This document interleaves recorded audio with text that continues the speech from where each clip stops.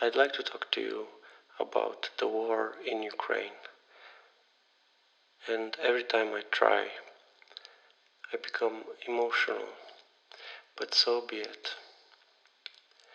Now, I am not Ukrainian, but I too was born on the wrong side of the Iron Curtain, and I recognize Ukraine's struggle for freedom and what threatens it.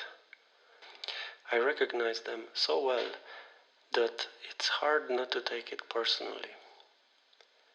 It feels as if it is my freedom that's being attacked here. So I will start with a personal story, which I am confident will be familiar to any Ukrainian that hears it. It's October 1989. I'm 7 years old. By this point, I adore the Romanian Communist Party. Ceausescu is everywhere. At school, his portrait hangs on the wall, the same portrait that I saw often in many other rooms, and on the cover of every book and every newspaper. We often hear from the teacher of the accomplishments of this great man and the party. And one day I'm at home and there is a magazine on the table that's called The Pioneers of My Country. Now, everybody at my age was looking forward to becoming a pioneer. The cover of the magazine was a black and white photo of a little girl with a large bouquet of flowers, and she gave the flowers to the man himself. And I told my parents how lucky this little girl must be that she met Ceausescu in person. And to their credit, my parents lost their minds when they heard me say that. And my mother said, "That disgusting swine should be hanged." This was a dangerous thing to do, to say that in those times to a 7-year-old. But the cat was out of the bag, and so they sat me down to explain what the actual situation with our country was like. My mom was smoking one cigarette after another, rage in her eyes, and my dad was trying to calm her down and get her to lower her voice. The walls are pretty thin in a communist block of flats. The wrong neighbor might hear you. So they shared all their grievances with me and explained how we don't have hot water, electricity runs half the time, the shelves are empty, there's no medicine, everybody's corrupt. And to my surprise, everybody's lying. The system didn't really need people to believe the nonsense. They just needed everyone to pretend. If this sounds like conjecture, the events that followed not long after confirmed this beyond any doubt.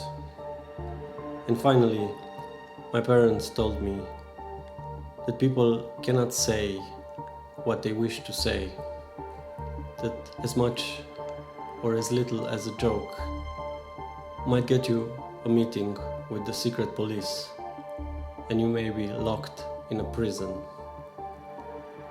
And they made me promise not to repeat a single word of what they have just explained to me. I didn't need to keep that promise for too long, because less than 2 months later, the Romanian people walked out into the streets and the revolution began.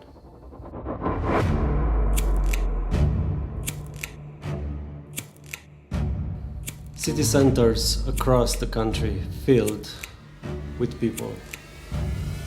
And they were shouting at the top of their lungs what couldn't be whispered the day before, in front of police officers and soldiers with guns, in front of dogs barking and armored vehicles. Party officials tried to issue promises, then they made threats. People were beaten with clubs. People got shot. But more people came. There was no way of going back from here.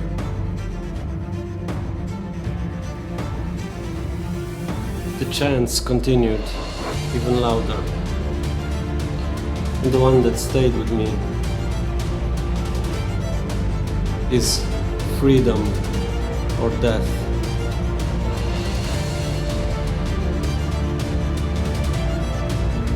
Freedom or death.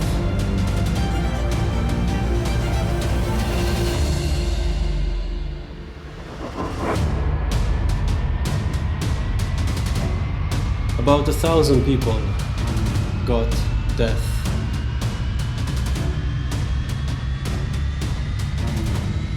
23 million got freedom and glory to our heroes.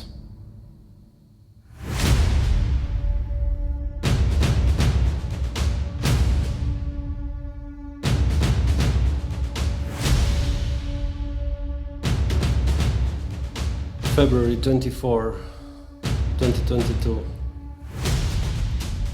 1 year and 4 months ago. That is what I really want to talk about. But I want to end this first recording by saying I have never been moved to tears as much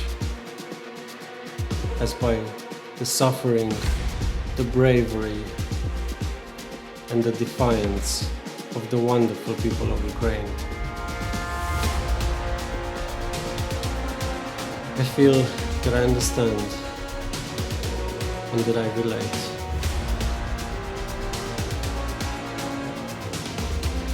However, I cannot begin to understand how it is that you fight the way you fight, calmly, intelligently, skillfully, resolutely, under the horrors that were brought upon you. This I want to learn. I want to learn to fight like Ukraine.